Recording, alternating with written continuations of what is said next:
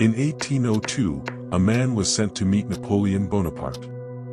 He prepared for a shouting match, a negotiation, a battle of wits. Instead, he was met with nothing.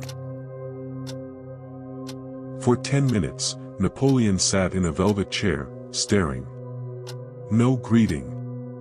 No blinking. Just breath. By minute 5, the visitor began to sweat. By minute 8, he began to confess his weaknesses. By minute 10, he had surrendered terms Napoleon hadn't even asked for yet. We are taught that to lead is to speak. We are told that the loudest person in the room holds the power. We were lied to. Nature abhors a vacuum, but the powerful, they inhabit it.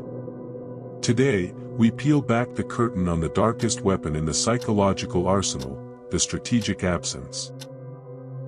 Do you have the courage to stop talking? In the winter of 50 BC, the Roman Senate was a hive of noise.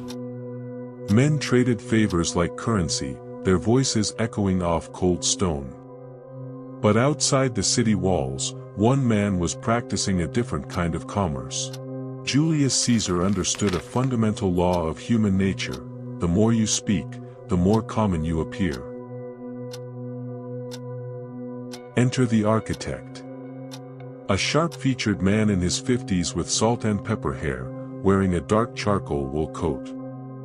He moves through the modern world as Caesar moved through the ancient, unhurried, unbothered, and utterly silent. When Caesar sent his dispatches to Rome, they were brief, cryptic. He left gaps in the narrative. He forced the Senate to guess his intentions. While they argued over what he might do, he was already doing it. This is the Caesar gap. It is the psychological chasm created when you withhold information from those who crave it. Observe the architect in a high-stakes negotiation. He sits across from a rival. The rival explains, justifies, and bargains. The architect, sharp-featured, salt and pepper hair, in that heavy charcoal wool coat, simply watches.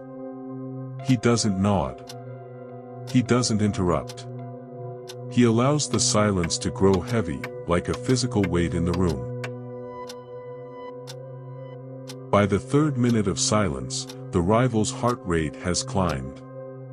He begins to retract his own demands. He offers concessions just to break the tension. He is no longer fighting the architect, he is fighting the vacuum. But there is a danger. If you stay silent for too long, you aren't a leader, you're a ghost. Do you know the exact second silence turns from a weapon into a weakness? There is a fatal flaw in the modern ego, the desire to be understood. We strip ourselves bare in the light, thinking transparency is trust. It isn't. Transparency is a vulnerability. It is the scent of blood to a predator. Robert Greene's fourth law is not a suggestion, it is a tactical manual for the soul: always say less than necessary. Contrast the transparent leader, the man who explains his every move. He is a map that has already been memorized. Once you are known, you are predictable. Once you are predictable, you are a tool to be used. Now, look at the architect. A sharp-featured man in his 50s with salt and pepper hair, wrapped in a dark charcoal wool coat. He does not provide a map, he provides a mirror. When you speak to him, he gives you nothing but a gaze that feels like an interrogation. Because he is silent, you assume he is thinking of something profound. Because he is still, you assume he is unmoved. This is the birth of the God complex. When the human mind is denied information, it does not accept the void. It fills it with divinity or devilry. By saying less, the architect becomes whatever his opponent fears most. He is not just a man anymore, he is an enigma. An idol. Strength is not found in the words you say, but in the ones you let others imagine. But the world has changed. In an age where everyone is tracked, tagged, and targeted, how does the powerful man remain invisible? Prepare yourself. Next, we enter the realm of the digital ghost. We live in an era of digital desperation. A world where status is measured by likes and relevance is bought with 24-hour access. Most people treat their lives like a fire sale, everything must go, everything must be seen. They are commodities, competing for a dwindling supply of attention. But while the masses scream for notice, the truly powerful have vanished. Enter the digital ghost. Look at the modern titans. No Twitter. No Instagram. No trace. Why? Because they understand the most brutal law of the market. High availability equals low value. If you can be reached at any time, you belong to the person reaching you. Observe the architect. A sharp-featured man in his 50s with salt and pepper hair, draped in a dark charcoal wool coat. He sits in a glass boardroom overlooking a city that is burning with data, yet he is untouched. He doesn't look at the screen. He doesn't look at you. He is the prize. A prize is something you must journey to find. It does not announce itself. It does not post. To be unreachable is to be sovereign. When you stop responding, you stop being a servant to other people's priorities.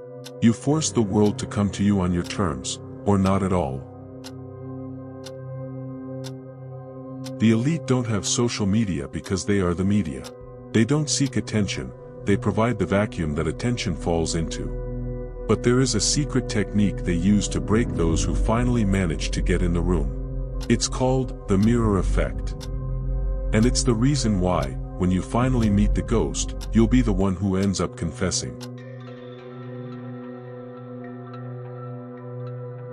Information is a leak. Give a man 10 seconds of silence, and he will plug it with his own secrets. Most people view a negotiation as a battle of words. They are wrong. It is a battle of nerves.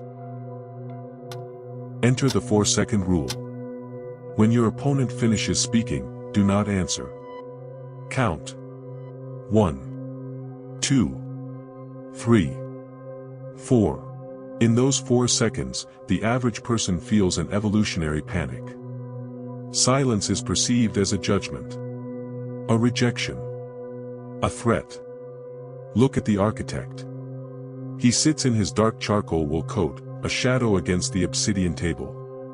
His rival has just finished an elaborate lie about profit margins.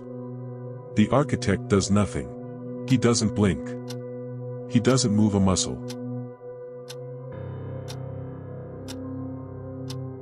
The rival cracks. He begins to justify. Then he begins to over-explain. Finally, the truth leak.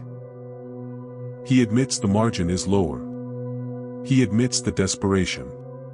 He has negotiated against himself because he couldn't survive the vacuum. Silence isn't empty. It's a mirror. And most people can't stand what they see in it.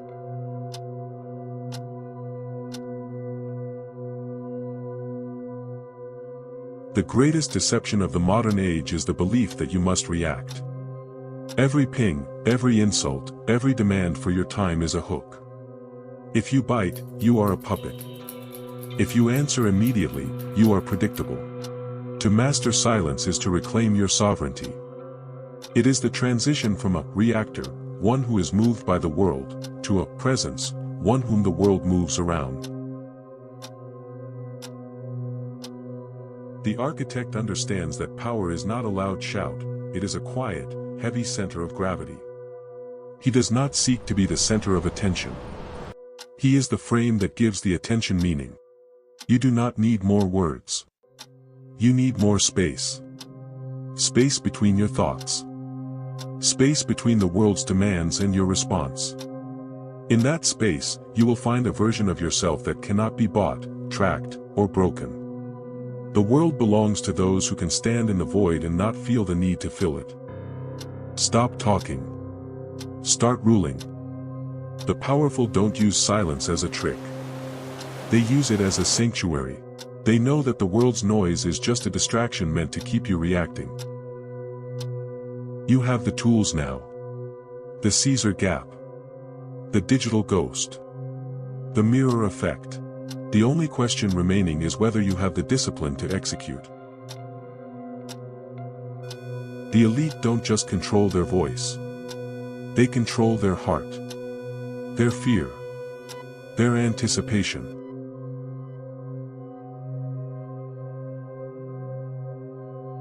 Influence is a closed circle. If you wish to remain within it, subscribe. Turn on the notification bell to ensure you are never left in the dark.